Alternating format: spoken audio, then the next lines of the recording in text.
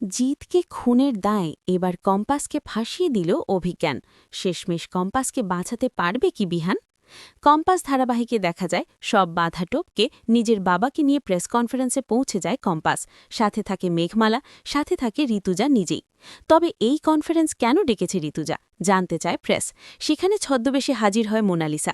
জানতে চায় মোনালিসার কম্পাস ঠিক কী করতে চাইছে, এবং সবার আড়ালে বসে দেখতে থাকে মোনালিসা কি করতে যাচ্ছে কম্পাস।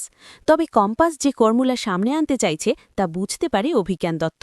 তাই অভিজ্ঞান দত্ত পাল্টা প্ল্যান সাজিয়ে একটা মিথ্যে কথা বলে বিহানকে নোবেল ফিউচার কলেজে নিয়ে চলে আসে।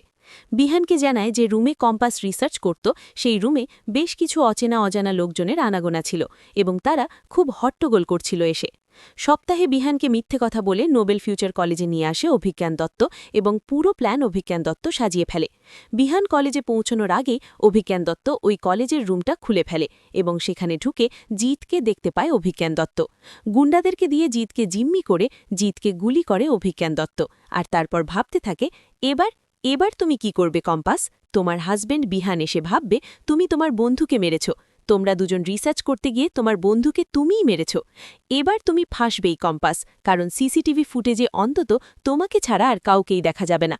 অভিজ্ঞান দত্ত ওখান থেকে বেরিয়ে যায়, আর ওই সিকিউরিটি গার্ডের ফোন পেয়ে বিহান ওই নোবেল ফিসার কলেজে চলে আসে, এবং যেই রুমে কম্পাস রিসার্চ করছিল সেই রুমের দরজা খোলে। দরজা খুলতে বিহান জিতকে রক্তাক্ত অবস্থায় পড়ে থাকতে দেখতে পায়, যেটা দেখে চমকে যায় বিহান। কি করবে বুঝতে না পেরে সাথে সাথে পুলিশকে ফোন করে। পুলিশ সেখানে এসে হাজির হয়, এবং এই ঘরে যে শুধু কম্পাসই আসত তা ওই সিকিউরিটি গার্ড পুলিশকে জানায়।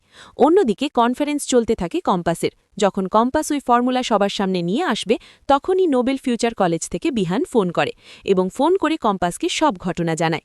কম্পাসও সেখানে ছুটতে যায়, কারণ জিত তার ভালো বন্ধু, আর এই রিসার্চে জিত তাকে অনেক সাহায্য করেছে।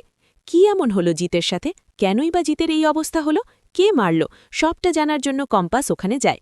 আর যখনই কম্পাস ওখানে যায় তখনই পুলিশ কম্পাসকে অ্যারেস্ট করে। আড়াল থেকে দাঁড়িয়ে অভিজ্ঞান দত্ত গোটা ঘটনা দেখতে থাকে, এবং ভাবে, কি কম্পাস, দিলাম তো তোমার চালের উপর পাল্টা চাল, এবার তুমি কি করবে সেটাই দেখার বিষয়। যাও, জেলের খানি টেনে এসো। অন্যদিকে বিহান ভাবতে থাকে, এর পেছনে কি কম্পাসের হাত আছে? না, কম্পাস এরকম কাজ কেন করবে? কম্পাস তো জিতের বন্ধু। কিন্তু জিতের এই অবস্থা কি করে হলো? এখন কি করব? কিভাবে কম্পাসকে বাঁচাবো? ভাবতে থাকে বিহান। তো বন্ধুরা, তোমরা এটা চাও তো যে অভিজ্ঞান দত্ত চক্রান্ত থেকে যেন বিহান কম্পাসকে রক্ষা করতে পারে? কমেন্ট করে জানাতে ভুলো না।